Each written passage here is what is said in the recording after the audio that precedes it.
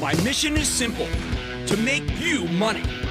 I'm here to level the playing field for all investors. There's always a bull market somewhere, and I promise to help you find it.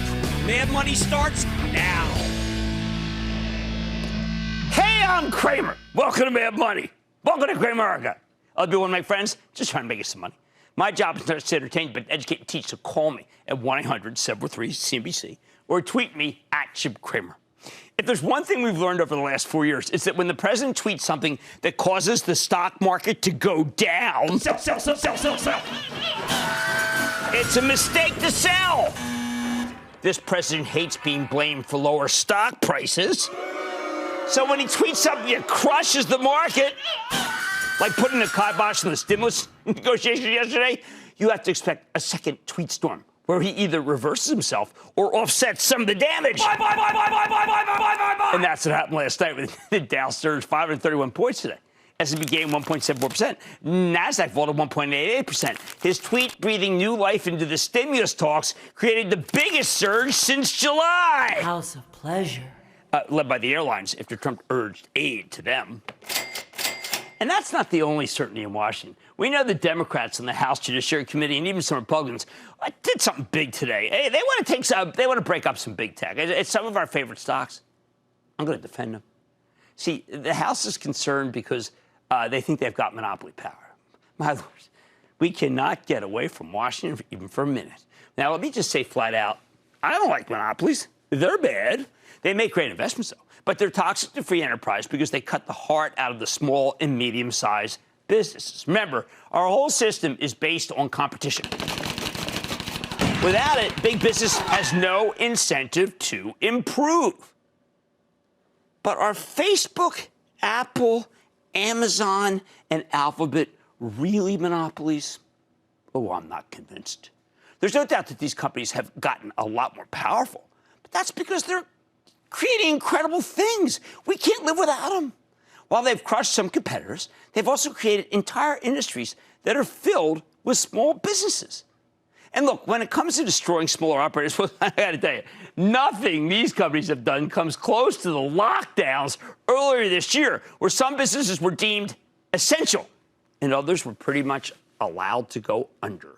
When this pandemic's over, the fact that state and local governments anointed Costco, great numbers tonight, Walmart, Target, Home Depot, Lowe's, while the feds didn't do enough to bail out small businesses, well, that'll do more to wreck these independent players than anything Facebook, Amazon, Alphabet, or Apple have ever even dreamed of doing.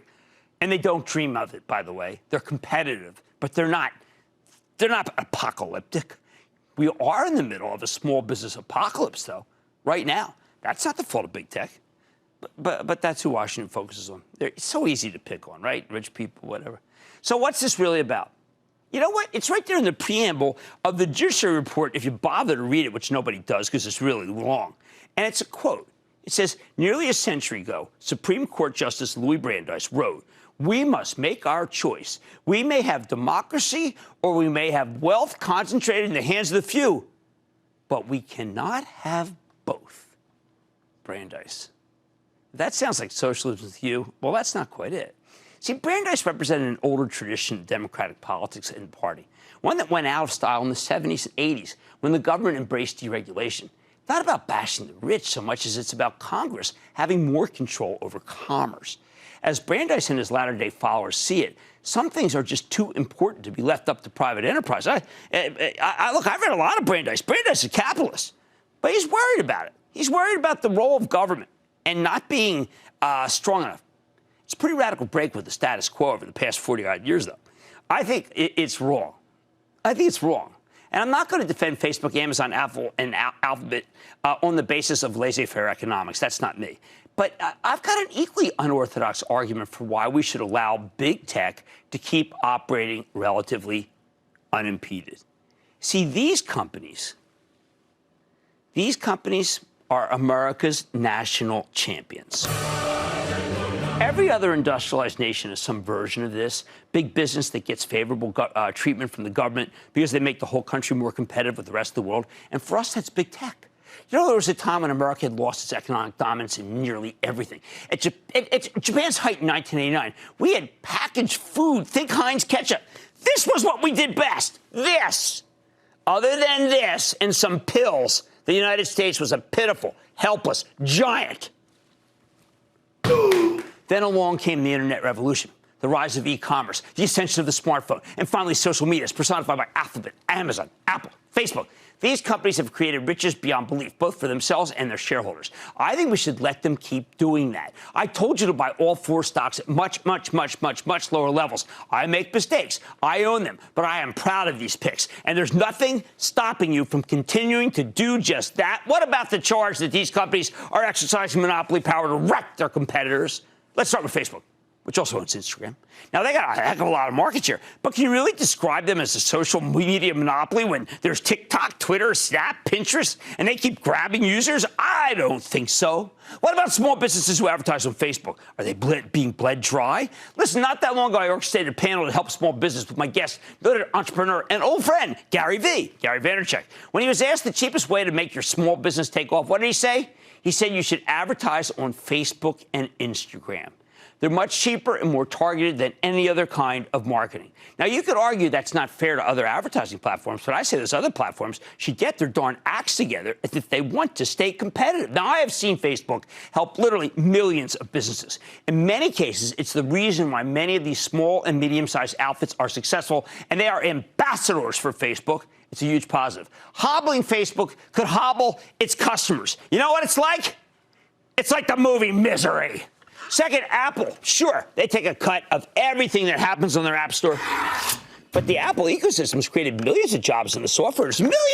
Millions! As CEO Tim Cook told the Judiciary Committee over the summer, if Apple is a gatekeeper, what we have done is open the gate wider. We want to get every app we can on the store and not keep them off. Take it from me. I used to help run TheStreet.com. When we made our app, we ignored Apple. Oh, stupid. Didn't want them to have to pay we didn't want to pay the 30% for new readers. Total failure. Access to Apple's App Store is worth every penny and then some. That's why the company's service revenue is so robust. They're making their clients vast amounts of money. Hey, do you think it would be doing well if the clients hated it? If the customers hated it? I mean, wake up and smell the darn coffee. Third, Amazon. This is a tougher sell, okay? Because Amazon's steadily taking over retail. But you know what? I think it's telling that so many retailers use Amazon Web Services rather than going with non-competitors, Google Cloud or Microsoft's Azure.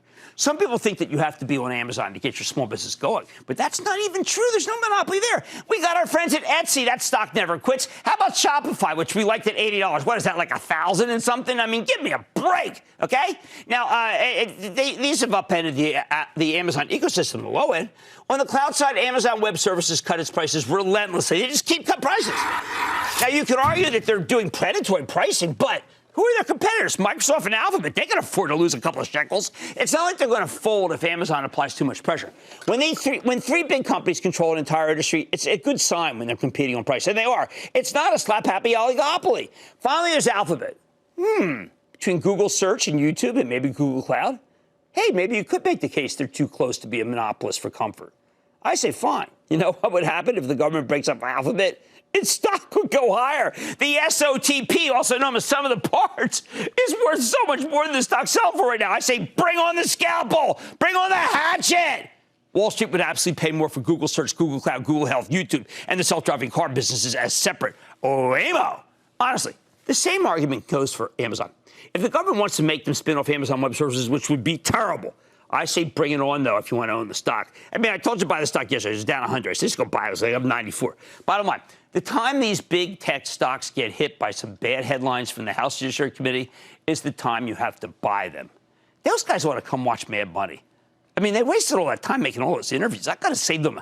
I got to save the government a fortune. Regardless of who wins they print money. Regardless of who wins the White House next month, they're not going to roll back 40 years of antitrust. Plus, Apple, Amazon, Alphabet, and Facebook could credibly argue that they are our national champions that help small businesses thrive. That's a compelling argument. Hey, guys, you watch this, make that argument, will you? It's smarter than the ones you're making.